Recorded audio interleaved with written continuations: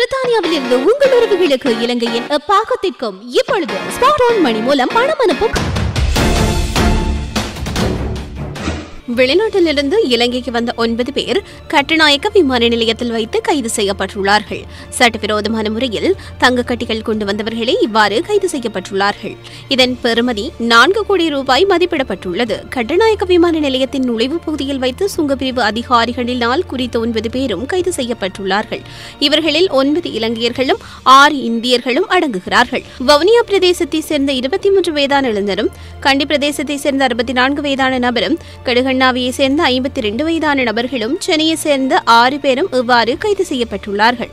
24 carrot அடங்கிய 59 தங்க கட்டிகளை உடலில் வைத்து மறித்துக் கொண்டு வந்த நிலையில் சுங்க அதிகாரிகளால் கைது செய்யப்பட்டுள்ளனர்.